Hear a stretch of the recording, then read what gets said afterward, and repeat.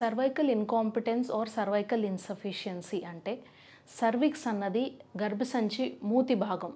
ఆ కింద భాగం ఏంటంటే మామూలుగా ఒక 3 సెంటీమీటర్స్ లాంగ్ ఉండి ప్రెగ్నెన్సీలో అంతా క్లోజ్డ్గా ఉంటుంది. బేబీ ఎంత వెయిట్ వచ్చినా 9 నెలల వరకు అది క్లోజ్డ్గా ఉండి డెలివరీ పెయిన్స్ మొదలైన టైంలో అది మెత్తబడి ఓపెన్ అయ్యి బేబీ బయటికి రావడానికి ఒక దారి అన్నది ఏర్పడుతుంది.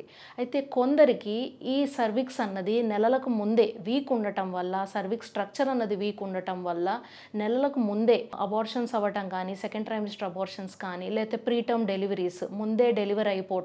ఎందుకంటే సర్విక్స్ బేబీ వెయిట్ హోల్డ్ చేయలేక బేబీ అన్నది జారుకుని దారి ముందే ఫామ్ అవటం వల్ల బయటకు వచ్చేస్తుంది. దీనివల్ల preterm deliveries or second trimester abortions అవుతూ ఉంటాయి. సో ఈ సర్వైకల్ ఇన్కాంపిటెన్స్కి కారణాలు ఏంటి? యూజువల్గా ఏవైనా ముందు సర్వైకల్ సర్జరీస్ అయ్యి ఉంటే, లేదంటే సర్విక్స్కి ఎప్పుడైనా ఇంజురీ అయ్యి ఉంటే ఇలాంటి సర్వైకల్ ఇన్కాంపిటెన్స్ డెవలప్ అవ్వచ్చు. లేదంటే కొందరికి కంజెనిటల్గా అంటే పుట్టుకతోనే ఆ సర్విక్స్ అన్నది వీక్గా ఉంటుంది.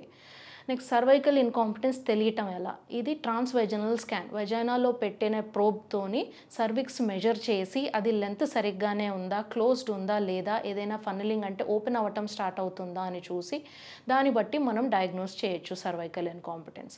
మరి దీనికి ట్రీట్మెంట్ ఏముంటుంది? షార్ట్ సర్విక్స్ ఆర్ సర్విక్స్ చిన్నగా ఉంది లేతే ఓపెన్ అవుతుంది అని అంటే దానికి ట్రీట్మెంట్ వచ్చేసి సర్విక్స్కి ఒక స్టిచ్ చేసుకోవాల్సి ఉంటుంది, which will help the cervix to be closed. అది కొంచెం ఎక్స్ట్రా సపోర్ట్ ఇస్తుంది విక్స్కి. నెక్స్ట్ కంప్లీట్ బెడ్ రెస్ట్లో ఉంచాల్సి వస్తుంది మదర్ని. ఇంకా ప్రొజెస్ట్రోన్ అన్న హార్మోన్ సప్లిమెంట్ ఇస్తే కొంచెం నెలలకు ముందే డెలివరీ అవటం అంటే ప్రీటర్మ్ డెలివరీస్ని కూడా మనం అవాయిడ్ చేయొచ్చు. Thank you.